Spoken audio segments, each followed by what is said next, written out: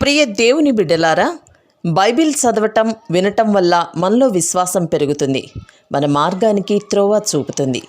సమస్త జనులను శిష్యులనుగా చేయుడి మత్తయి 28:19 వచనంలో దేవుని వాక్యం తెలియచేస్తోంది. తెలుగు బైబిల్స్ను ఆర్ఆర్కే మూర్తి గారు రీసెర్చ్ చేసి విశ్లేషణ చేసిన బైబిల్లోని ప్రతి అధ్యాయాలను వచనాలను వరుస క్రమంలో అనగా ఆదికాండం నుండి ప్రకటనా గ్రంథం వరకు ఇవ్వబడుతుంది. ప్రతి ఒక్కరూ ఆధ్యాత్మికంగా విశ్వాసంలో బలపడి మీ జీవితంలో ఎదుర్కొంటున్న సమస్యల నుండి విడుదల పొందండి. ప్రతి ఒక్కరూ మీ దీవెన టీవీని సబ్స్క్రైబ్ చేసి ఈ వాక్యాన్ని లైక్ చేసి మీ మిత్రులకు బంధువులకు షేర్ చేయండి. దేవుని సువార్తను ప్రకటింపబడుటలో మీరు పాలిభాగస్తులు కండి. ప్రియ శ్రోతలు, ఈ రోజున మన వాక్య పాఠం నహూము గ్రంథం 1వ అధ్యాయం 12వ వచనం నుండి 15వ వచనం వరకు. జాగ్రత్తగా వినండి. యెహోవా సెలవిస్తున్నాడు, వారు విస్తార జనమై పూర్ణ బలము కలిగి ఉన్న కోతయందైనట్లు వారు కోయబడి నిర్మూలమవుతారు. నేను నిన్ను బాధపరిచానే, నేను నిన్నిక బాధ పెట్టను. వారి కాడిమాను నీ మీద ఇక మోపకుండా నేను దానిని విరగ్గొడతాను. వారి కట్లను నేను తెంపుతాను. నీనెవే, యెహోవా నిన్ను బట్టి ఆజ్ఞ ఇస్తున్నాడు.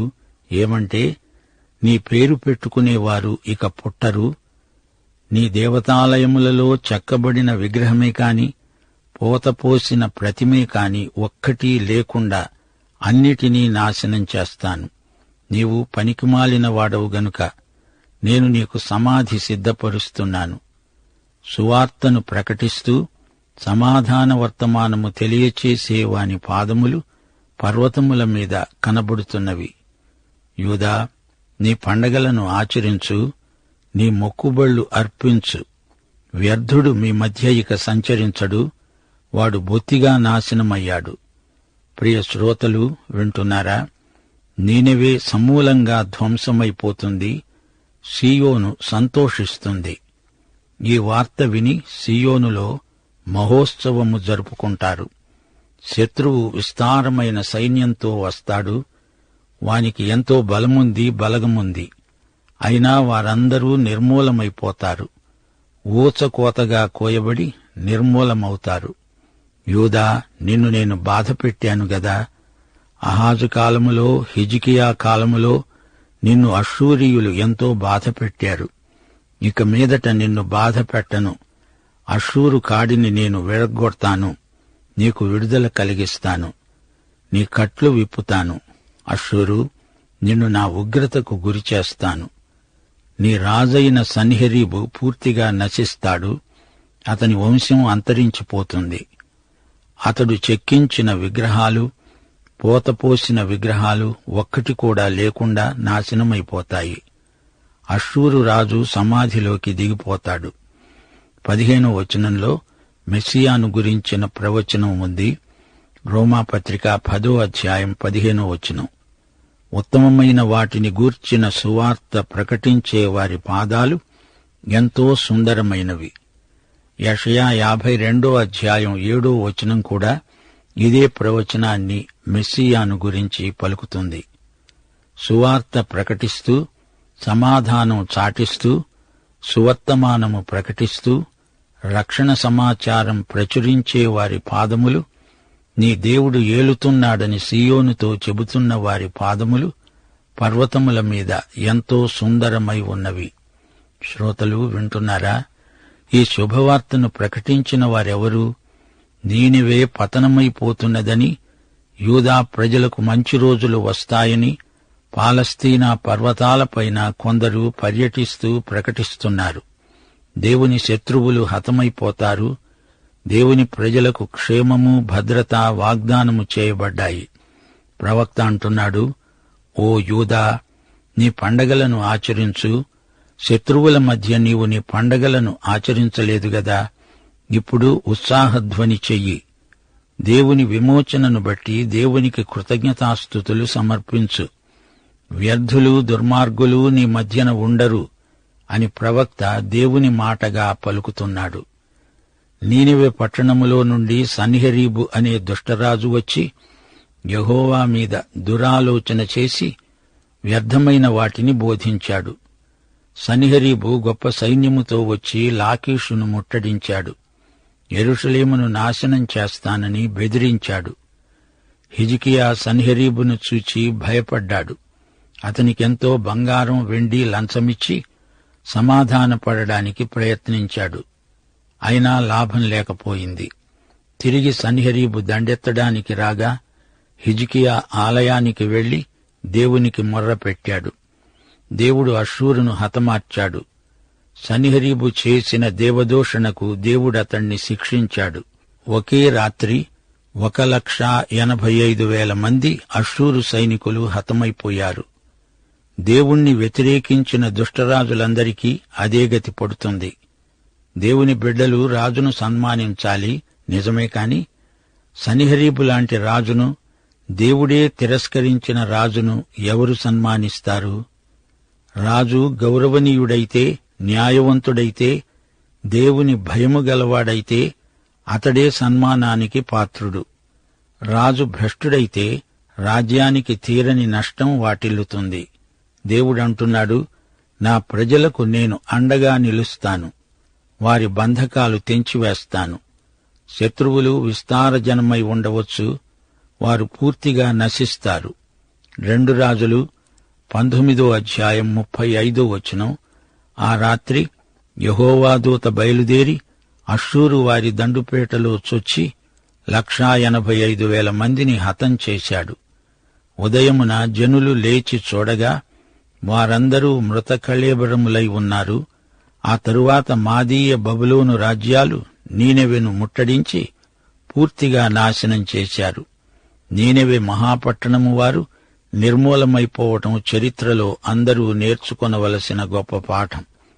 నీనెవె పట్టణంలో 1,500 గోపురాలున్నాయి. పట్టణ ప్రాకారం 100 అడుగుల ఎత్తు, 100 అడుగుల వెడల్పు. ప్రాకారపు గోడపైన ఒకేసారి 3 రథాలు పరిగెత్తగలవు. ఆ పట్టణం ఎంతో నాగరికతను పెంపొందించుకున్నది. కాని దేవుడు దానిని నేలమట్టం చేశాడు. సన్హెరీబు నిరంకుశుడు.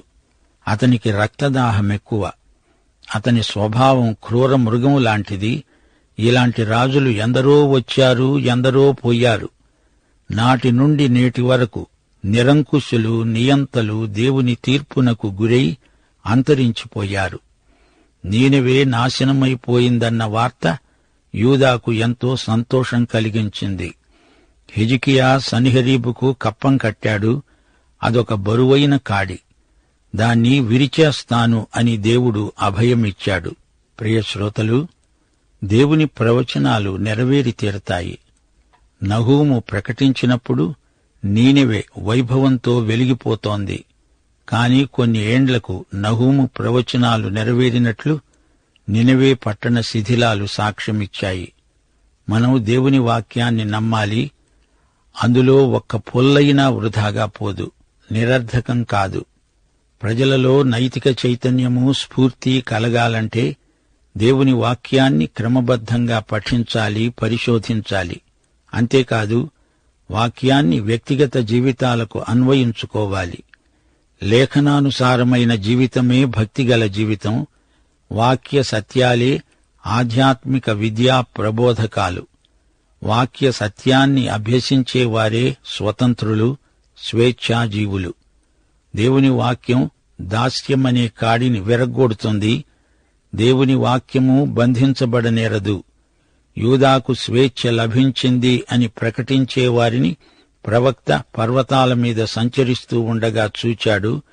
వారి పాదాలు ఎంత సుందరమైనవి. సన్హెరీబు కూలిపోయాడు. యూదాకు జయం, దిగ్విజయం. ప్రజలారా, ఉల్లసించండి. అలాగే సైతానుకు అపజయం, యేసుక్రీస్తుకు జయం. ఈ సువార్తను ప్రకటించే వారి పాదములు పర్వతములపై ఎంతో సుందరమైనవి. ఇది సమాధాన సువార్త, శాంతి సందేశం. సువార్త ప్రకటిస్తూ సమాధాన వర్తమానము తెలియచేసే వాని పాదాలు పర్వతముల మీద కనపడుతున్నాయి. సమాధాన వార్త నిజంగా సువార్త, అది శుభవార్త, మహా సంతోషకరమైన కబురు. దాస్యదగ్ధ ప్రజానీకానికి ఈ వార్త ఎంత గొప్ప ఆదరణ! ఉత్తమమైన సమాధాన సువార్తను ప్రకటించే వారి పాదములు ఎంతో సుందరమైనవి. యేసుక్రీస్తు ద్వారా సమస్త జ్ఞానమునకు మించిన దేవుని సమాధానము మనకు ప్రాప్తించింది. యేసు ప్రభు అన్నాడు, నా సమాధానమే మీకిస్తున్నాను. లోకము ఇచ్చేది కాదిది, ఇది యేసు ఇచ్చింది. ఇది యేసు ద్వారా మాత్రమే మనకు ప్రాప్తిస్తుంది. అంతేకాదు, ఈ పాఠంలో నహూము ఆరాధన విషయం ప్రస్తావించాడు. గమనించండి, యూదా, నీ పండగలను ఆచరించు, నీ మొక్కుబళ్ళు అర్పించు. యుద్ధం ఉన్నప్పుడు దేవుని బిడ్డలు బహిరంగంగా ఆరాధించటానికి, దేవుణ్ణి స్తుతించటానికి వీలుండదు. ఆత్యయిక పరిస్థితి. మత ప్రదర్శనలపై ఆంక్షలు విధించబడతాయి. కాని ఇప్పుడు యూదా శత్రువులు హతమైపోయారు. స్వేచ్ఛగా వారు పండగలు జరుపుకోవచ్చు. పండగ అంటే పాత నిబంధనలో దేవుని ప్రజల బహిరంగ సాక్ష్యం. అపొస్తలుల కార్యములు 9వ అధ్యాయం 31వ వచనం, యూదయ్య, గలిలయ్య, సమరయ్య దేశములందంతటా సంఘము క్షేమాభివృద్ధి నొందుతూ సమాధానము కలిగి ఉన్నది. ప్రభువునందు భయము, పరిశుద్ధాత్మ ఆదరణ కలిగి నడుచుకుంటూ విస్తరిస్తూ ఉన్నది. సౌలు సంఘమును హింసించాడు. స్తెఫను హతసాక్షి అయ్యాడు. అయితే ఆ తరువాత సౌలు పౌలుగా పరివర్తన చెందినవాడై యేసు శిష్యుడయ్యాడు. అప్పుడు కొంతకాలం సంఘమందు సమాధానం నెలకొన్నది. సంఘము విస్తరించింది. ప్రకృతి వాతావరణం ప్రశాంతంగా ఉంటే విత్తనాలు వేసి కర్షకుడు మంచి పంట కోస్తాడు. అలాగే సమాధానమున్నప్పుడు సంఘం క్షేమాభివృద్ధి చెందుతుంది. యుద్ధ సమయంలో యూదావారు దేవునికి మొక్కుకున్నారు. దేవా, మాకు శాంతి సమాధానాలు ప్రసాదించు, నీకు మొక్కుబళ్ళు చెల్లిస్తాము. ఇప్పుడు దేవుడంటున్నాడు, మీకు సమాధానం, మీ మొక్కుబళ్ళు స్వేచ్ఛగా సమర్పించండి. ప్రసంగి గ్రంథం 5వ అధ్యాయం 5వ వచనం అంటోంది, నీవు మొక్కుకున్న దాన్ని చెల్లించు. నీవు మొక్కుకొని చెల్లించకుండుట కంటే మొక్కుకొనకుండా ఉండడమే మేలు. కొత్త నిబంధనలోని ఆరాధన స్వచ్ఛందం, బలవంతం కాదు. దేవుని బిడ్డలు ఆరాధించకుండా ఉండలేరు. ఈ పాఠంలో మరో వార్తా విశేషం. శత్రువులు పూర్తిగా హతమైపోయారు. సమాధానం వచ్చింది. దేవుణ్ణి ఆరాధించండి, స్తుతించండి. శత్రువైన సైతానుకు అపజయం సిగ్గు. శత్రువు నీ మధ్య ఉండడు. వ్యర్థుడు నీ మధ్య సంచరించడు. వారు బొత్తిగా హతమైపోయారు. ఈ వార్త దేవుని ప్రజలైన ఇశ్రాయేలుకు ఎంతో ఆనందం, ప్రోత్సాహకం. సన్హెరీబు లేడు. నీనెవె నేలమట్టమైపోయింది. దేవుని ఉగ్రతాగ్నికి శత్రువులు మాడి మసైపోయారు. రోమాపత్రిక 15వ అధ్యాయం 20వ వచనం, సమాధానకర్త అయిన దేవుడు సైతానును మన కాళ్ల కింద శీఘ్రముగా చితకగొట్టిస్తాడు. 1000 ఏండ్ల పరిపాలనను గురించిన ప్రవచనమిది. దేవునికి స్తోత్రం. దేవుని బిడ్డలారా, ఈ గ్రంథ రచయిత నహూము పేరుకు అర్థమే ఆదరణ. యూదా ప్రజలకు ఈ ప్రవచనాలు ఎంతో ఆదరణ గొలుపుతాయి. యూదా, నీ శత్రువు సంగతి నీ దేవుడు పరిష్కరించాడు.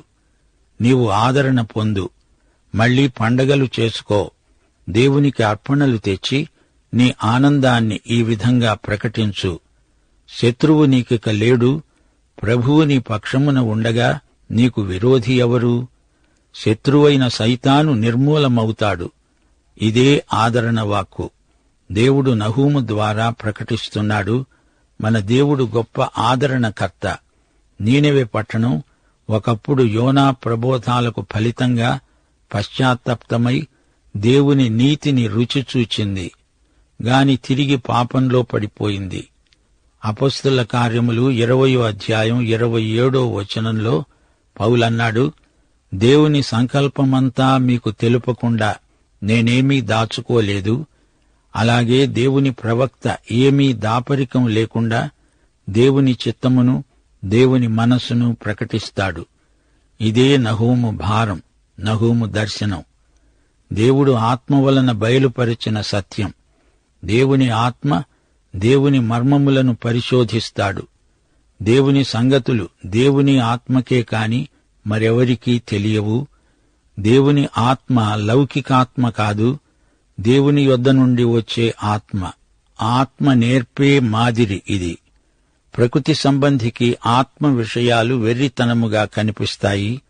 ఆత్మానుభవము గలవారికే దేవుని ఆత్మ విషయాలు అర్థమవుతాయి. ఆత్మ సంబంధికి వివేచన ఉంటుంది.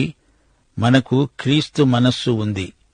1 పేతురు 1:12 పాత నిబంధన ప్రవక్తలు తమ కాలానికి తమ కొరకే కాదు, మన కొరకే పరిచర్య చేశారు. దేవదూతలు సైతం ఈ కార్యాలను తొంగి చూడగోరుతారు. దేవుడు మనకు తన ఆత్మలో పాలిభాగం దయచేశాడు. ఇది నహూముకు కలిగిన దర్శనాన్ని వివరించే గ్రంథం. దేవుడు తన ప్రవక్తకు అనుగ్రహించిన దర్శనాన్ని వాక్యం వివరిస్తుంది. రాయబడిన ప్రవచనాలు మనకు ఆశీర్వచనాలు. సత్యం నిత్యమైనది. ప్రవచన సత్యాలు బైబిలంతటా ఉన్నాయి. దేవుడు జాతులన్నిటిలో పనిచేస్తున్నాడు. హీబ్రూ జాతే కాదు, అన్యజాతులన్నిటికీ దేవుడు తన సంకల్పాన్ని బయలుపరుస్తూ వచ్చాడు. దేవుడు సర్వజ్ఞాని. ఆయన సంకల్ప సిద్ధికి లోక చరిత్ర పరిణామం సాక్ష్యమిస్తుంది. భక్తులకు హెచ్చరికలు, అవిశ్వాసులకు తీర్పు. ఈ ప్రవచనాలు ప్రకటిస్తున్నాయి. దేవుని ప్రతీకారాన్ని ప్రకటిస్తున్నాయి. ఆయన మహోగ్రత ఒకవైపు, ఆయన దీర్ఘశాంతం మహాబలము మరోవైపు ఈ ప్రవచనాలలో తేటగా కనిపిస్తాయి. ఆయన కోపాగ్ని అగ్నిపర్వతంలో నుండి ప్రవహించే లావా లాంటిది. ఆయన కోపగిస్తే పర్వతాలన్నీ బూడిదగా మారిపోతాయి. దేవుని సౌజన్యం గమనించండి. యెహోవా ఉత్తముడని రుచిచూచి తెలుసుకోండి. ప్రభువు తన వారి ఆంతర్యం బాగా ఎరుగును. దేవునికి తమను తాము సమర్పించుకునే విశ్వాసులైన వారికి ప్రభువు వశమైపోతాడు. వ్యక్తిగతంగా నీ గురించి ఆయన ఎంతో శ్రద్ధ తీసుకుంటాడు. కీర్తనలు 8:3 దావీదు గానం చేస్తూ అన్నాడు, దేవా, నీ చేతి పని అయిన నీ ఆకాశములను, నీవు కలుగజేసిన చంద్ర నక్షత్రములను నేను చూడగా, నీవు మనుష్యుణ్ణి జ్ఞాపకము చేసుకోవడానికి వాడు ఏపాటివాడు? నీవు నరపుత్రుణ్ణి దర్శించడానికి వారు ఏపాటివారు? యెషయా 49:16 ప్రభు అన్నాడు, చూడు, నా అరచేతుల మీదనే నిన్ను చెక్కి ఉన్నాను. యేసు తన గొర్రెలకు ఎంతో సన్నిహితుడు. వాటిలో ప్రతిదాన్ని పేరు పెట్టి పిలుస్తున్నాడు. తన గొర్రెలను నడిపిస్తాడు. ఆయన గొప్ప కాపరి. ప్రకటన గ్రంథం 21:3-4 ఇదిగో దేవుని నివాసము మనుష్యులతో కూడా ఉన్నది. ఆయన వారితో కాపురముంటాడు. వారాయన ప్రజలై ఉంటారు. దేవుడు తానే వారికి దేవుడై ఉండి వారికి తోడై ఉంటాడు. ఆయన వారి కన్నుల ప్రతి బాష్ప బిందువును తుడిచివేస్తాడు. మరణము ఇక ఉండదు. దుఃఖమైనా, ఏడ్పైనా, వేదన అయినా ఇక ఉండదు. ప్రియ శ్రోతలు, వింటున్నారా? ఈ దేవునికి, ఈయన రాజ్యానికి వ్యతిరేకంగా పనిచేసేవారికి ఎలాంటి శిక్ష వస్తుందో ఊహించగలమా? న్యాయాధిపతులు 5:31 దెబోరు కీర్తన, యెహోవా, నీ శత్రువులందరూ నశిస్తారు. ఆయనను ప్రేమించేవారు బలముతో ఉదయించే సూర్యుని వలె ఉంటారు. ఈ పాఠం ముగింపులో యెషయా గ్రంథం 40:9 మా శ్రోతలతో పంచుకోగోరుతాము. సీయోను, సువార్త ప్రకటిస్తున్నదానా, ఉన్నత పర్వతమెక్కు. యెరూషలేమా, సువార్త ప్రకటిస్తున్నదానా, బలంగా ప్రకటించు, భయపడక ప్రకటించు. ఇదిగో మీ దేవుడు అని యూదా పట్టణాలకు ప్రకటించు. ప్రియ శ్రోతలు, నహూము గ్రంథమంతా ఒక పద్యం. ఇది ఒక ఆధ్యాత్మిక గీతిక. దేవుని సన్నిధి, దేవుని న్యాయం, దేవుని సంకల్పం ఈ గ్రంథమంతటా వ్యక్తం చేయబడి ఉన్నాయి. రాబోయే దేవుని రాజ్యానికి మనలను ఈ సందేశాలు సిద్ధపరుస్తాయి. ప్రియ శ్రోతలు, ఒక క్షణం మీరందరూ తలలు వంచండి, కళ్ళు మూయండి, ప్రార్థన చేసుకుందాం. మీరిప్పుడు విన్న ఈ సందేశం మిమ్ములను ప్రభు అయిన యేసుక్రీస్తుకు సమర్పించుకోవడానికి ప్రేరేపిస్తుందని నిరీక్షిస్తున్నాం. దేవుడు మనల్ని పిలుస్తున్నాడు. ఆయన మనల్ని రక్షించిన దేవుడు. రక్షణ సువార్తను ఇతరులకు ప్రకటించడానికి మనల్ని మనమే దేవుని యొక్క సేవకు, ఆయన పిలుపునకు సమర్పించుకుందాము. పాఠం ఇంతటితో సమాప్తం. యేసు ప్రభువు వారి కృప, యెహోవా దేవుని ప్రేమ, పరిశుద్ధాత్మ యొక్క నిత్య సహవాసము మనకు సదాకాలము తోడై ఉండునుగాక. ఆమేన్.